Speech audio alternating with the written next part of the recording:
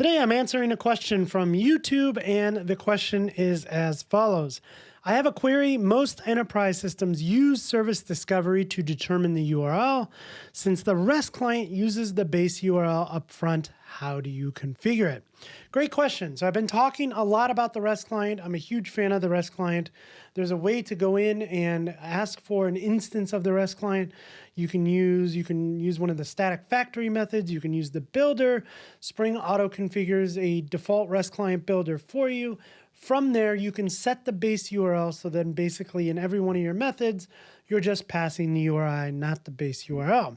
Now the question becomes, I don't have a base URL. I'm using service discovery. How do I input the URL there? So that's exactly what we're going to go through today. So you have many options when it comes to service discovery. I'm going to take a look at Spring Cloud, and specifically under Spring Cloud, we have a project called Spring Cloud Netflix. So Spring Cloud Netflix provides Netflix OSS integrations for Spring Boot apps through auto configuration and binding to the Spring environment and other Spring programming model idioms. So there's a couple things in here. You can go ahead and take a look at the documentation. Really, we're going to focus in on service discovery, being able to have a registry of where all of our services are. A client can go out and ask that registry for what services are available and basically turn a URL that doesn't have a host and a port into an actual host and a port. From the service side of things, I can register my service with that registry. And now if it's called order service, that will go ahead and register it with the appropriate host and port.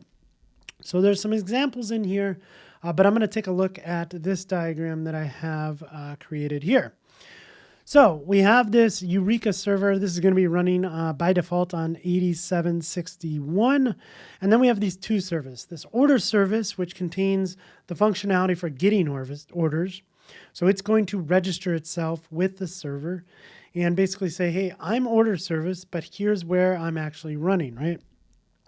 So the order service starts, the Eureka client on its class path automatically registers it with the Eureka server using the spring.application name order service as the identifier along with its host and port, in this case, localhost 8081.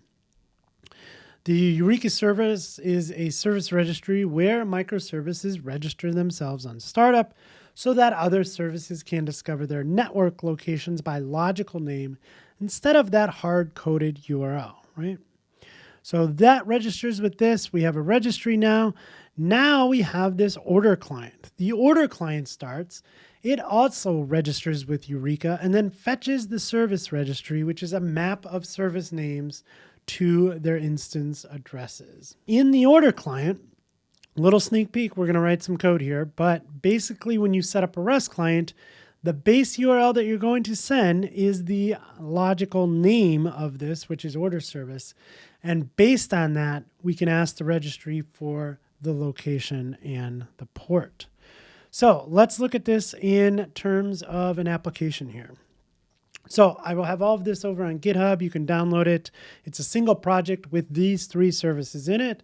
And we have this service registry. If we look at that and we look at the POM for that, it uses Spring Cloud Starter Netflix Eureka server. We look in here, there's really nothing else to this application.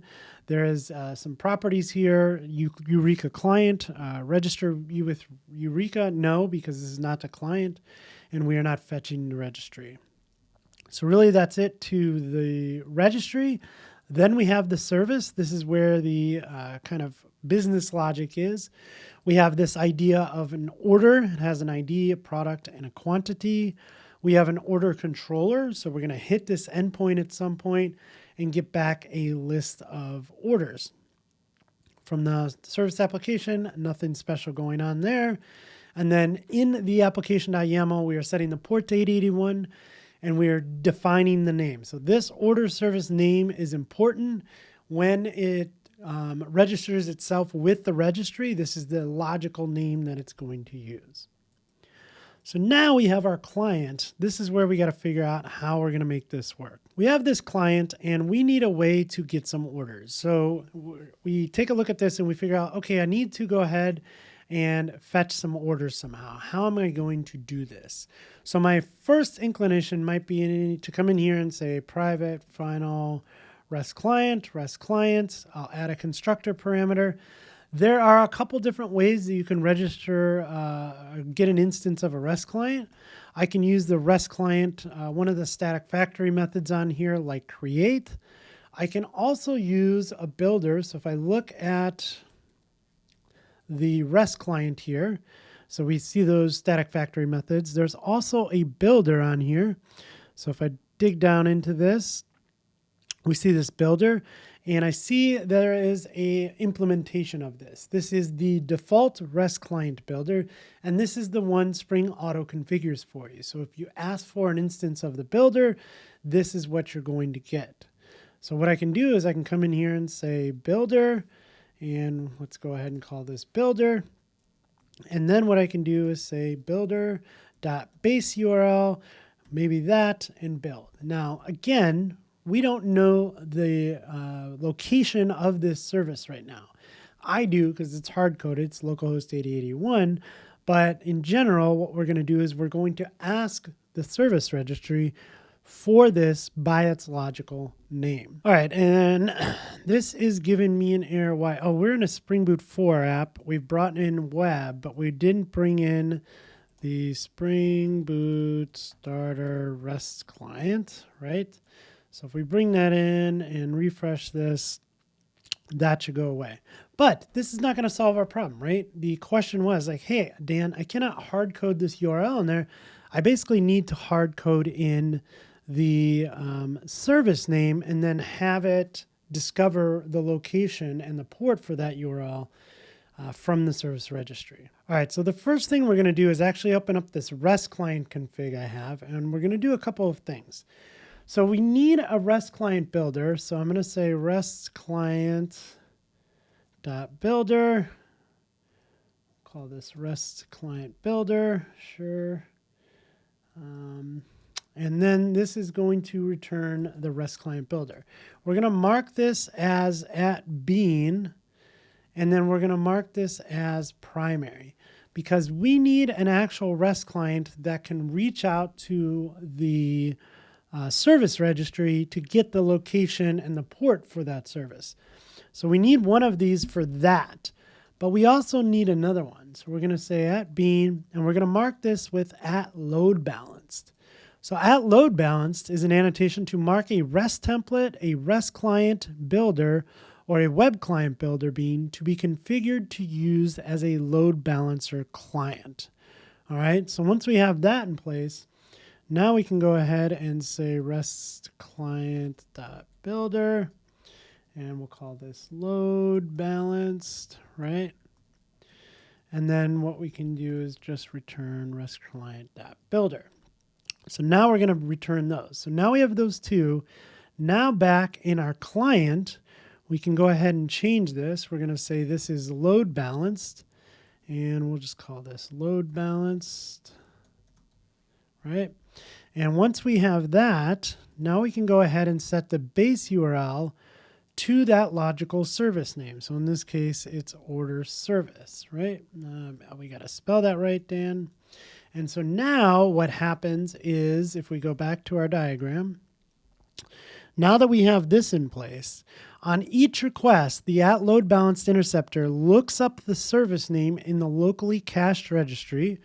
So this is fetched from Eureka on startup and refreshed every 30 seconds, and then rewrites the URL to the real host and port.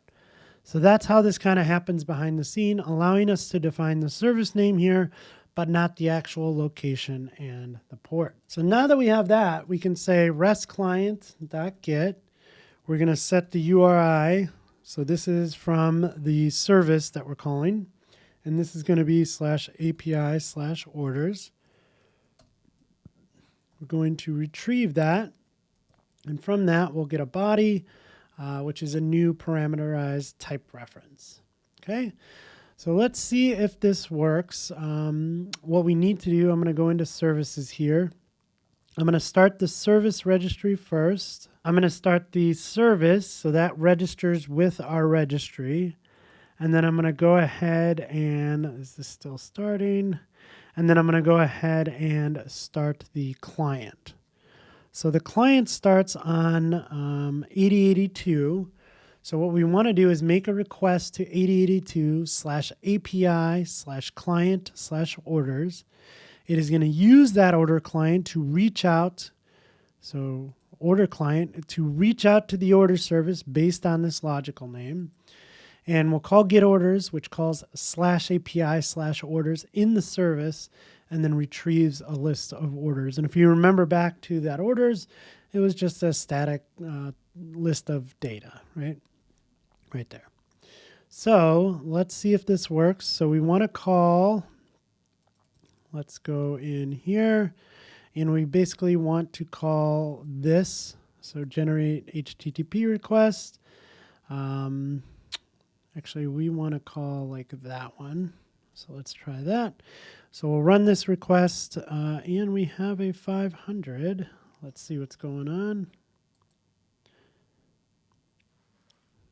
No instances available for order service, and I know why I did that. All right, so I know what's going on here. We forgot something. So in our REST client config, we have two beans configured here for the REST client.builder. This is the primary one, and this one is at load balanced.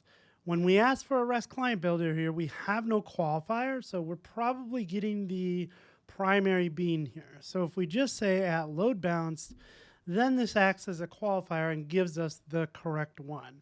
So I'm going to go ahead and restart my order client application. Let's rerun this.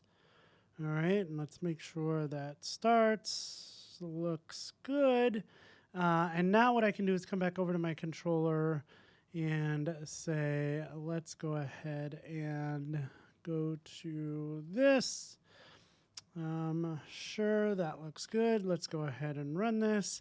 And now we get our orders. So now everything is working as expected. All right, so there you have it. Being able to configure the REST client with a logical name instead of the actual host and port, and have it discovered at runtime.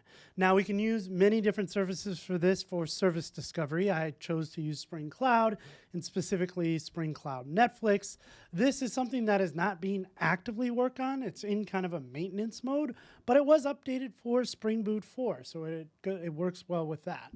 But there are definitely different types of applications that you can use for service discovery. I just thought this was an easy one to get up and running with. So thank you for that question over on YouTube. I hope this helps answer that. If you're using service discovery, you can go ahead and in the client that we created, use that logical name. When it gets started up, it will reach to the registry and figure out, okay, based on this name, what is the actual host and port that I need to call when we go ahead and call this service. So again, thanks for that question. I hope you learned something new today. If you did, do me a big favor, leave me a thumbs up, subscribe to the channel, and as always, happy coding.